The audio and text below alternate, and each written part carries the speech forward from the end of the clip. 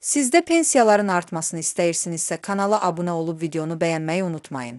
Əmək Nazirliyi yanında Dövlət Sosial Təminat Fondu (ƏMə Bakı), Sumqayıt və Abşeron üzrə pensiya ödənişlərinin tariflərini açıqlayıb və bu istiqamətdə vətəndaşları məlumatlandırıb.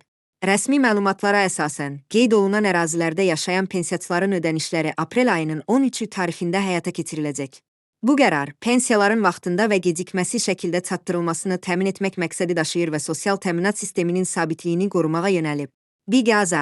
Aza istinadən xəbər verir ki, Bakı şəhəri ilə yanaşı, Sumqayıt və Abşeron rayonlarında yaşayan vətəndaşlar üçün pensiya ödənişləri məhz aprel ayının 13-ü tarixində tam şəkildə köçürüləcək. Bu ödənişlərin həyata keçirilməsi Dövlət Sosial Təminat Fondu tərəfindən əvvəlcədən təsdiqlənmiş qrafikə uyğun olaraq icra olunur və vətəndaşların sosial rifahının təmin olunmasına xidmət edir. Bununla yanaşı, cədvələ uyğun olaraq güzəştli şərtlərlə pensiya hüququna malik olan şəxslər də daxil olmaqla, ölkənin digər bölgələrində yaşayan vətəndaşların pensiyaları mərhələli şəkildə ödəniləcək. Bu proses regionlar üzrə fərqli tarixlərdə həyata keçirilə bilər, lakin ümumi məqsəd bütün pensiyaçıların vəsaitlərini vaxtında əldə etməsini təmin etməkdir. Xüsusilə həssas sosial qrupların diqqətdə saxlanılması dövlətin prioritet istiqamətlərindən biri olaraq qalır. Qeyd etmək lazımdır ki, 2026-cı ilin aprel ayından etibarən bütün növ əmək pensiyalarının təxminən 10% artırılması planlaşdırılır. Bu artım geniş miqyaslı sosial tədbir olmaqla yanaşı, ölkə üzrə 1.100.000 nəfərdən çox vətəndaşı əhatə edəcək.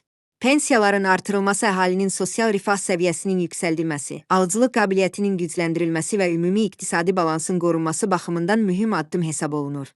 Hazırda ölkə üzrə orta aylıq əmək haqqı 9.7% artaraq 1093 manata çatıb. Bu artım da öz növbəsində pensiyaların indeksasiyasına birbaşa təsir edir və sosial ödənişlərin yüksəlməsinə zəmin yaradır. Əmək haqqındakı bu müsbət dinamika ümumi iqtisadi inkişafın göstəricisi olmaqla yanaşı, vətəndaşların gəlir səviyyəsinin artmasına xidmət edir. Ümumilikdə, həyata keçirilən bu dəyişikliklər sosial siyasətin gücləndirilməsinə yönəlib və dövlət tərəfindən vətəndaşlara göstərilən dəstəyin davamlı xarakter daşıdığını göstərir. Pensiya ödənişlərinin vaxtında verilməsi, onların artırılması və sosial təminat sisteminin təkmilləşdirilməsi ölkədə sosial sabitliyin qorunmasına mühüm töhfə verir.